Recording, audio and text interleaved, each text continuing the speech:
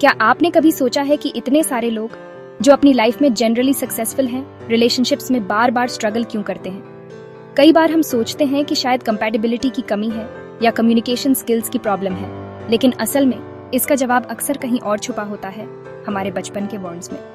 बचपन के ये जख्म जिन्हें हम इनर चाइल्ड वाउंड्स कहते हैं, जो खुली आंखों से दिखते नहीं है पर हमारे सबकॉन्शियस में इतने गहरे बैठ जाते हैं कि बड़े होने के बाद भी ये हमारे डिसीजंस, रिएक्शंस और खासकर रिलेशनशिप्स को साइलेंटली इन्फ्लुएंस करते रहते हैं। चलिए जानते हैं 5 सबसे जरूरी और कॉमन बचपन के जख्मों के बारे में जो एडल्ट रिलेशनशिप्स को सबसे ज्यादा इम्पैक्ट करते हैं। सबसे पहला, रिजेक्शन यानी अस्वीकृति।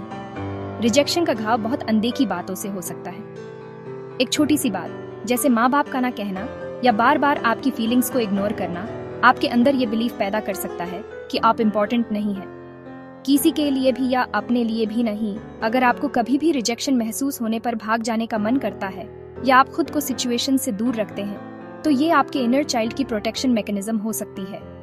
दूसरा है अबैंडनमेंट, छोड़े जाने का डर। अबैंडनमेंट का घाव तब बनता है जब बचपन में कोई जरूरी इंसान जैसे पेरेंट या केयर गिवर आपको छोड़कर चला गया हो या इमोशनली अनअवेलेबल रहा हो। इसका असर ये हो सकता है कि बड़े होकर आपको इंटेंस फियर हो कि कोई आपको छोड़ देगा।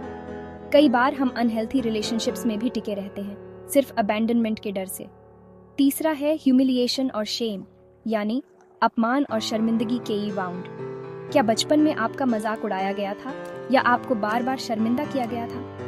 ये घाव आपको एडल्टहुड में भी बार बार खुद को डाउट करने पर मजबूर कर सकता है। कई बार ये घाव हमें ऐसी बाउंड्रीज क्रॉस करने पर मजबूर कर देता है जो हमें अनकंफर्टेबल लगती है, सिर्फ इसलिए कि हम दोबारा शर्मिंदा न हो या ग्रुप से बाहर न हो जाए। हम नो कहने से डरते हैं और दूसरों की एक्सपेक्टेशंस को प्रायोरिटी देने लगते हैं, इवन अगर वो हमारे लिए सही ना हो। चौथा है बिट्रेयल, विश्वासघात का घाव। अगर बचपन में किसी ने आपका भरोसा तोड़ा या आपकी चीजें छीन ली, तो आप बड़े होकर रिलेशनशिप्स में कंट्रोल रखने की कोशिश कर सकते हैं ताकि दोबारा हर्ट ना हो। और आखिर में इनजस्टिस, अन्याय का घाव। जब बचपन में आपको बार बार ऐसा ट्रीटमेंट मिला हो, तो आप बड़े होकर बहुत ज्यादा क्रिटिकल, रिजिड या कम्पिटिटिव हो सकते हैं, खासकर अपने पार्टनर या कॉलीग्स के साथ। इन वाउंड्स को पहचानना और समझना बहुत जरूरी है, क्योंकि हीलिंग की जर्नी पेशेंस एंड अवेयरनेस से ही शुरू होती है।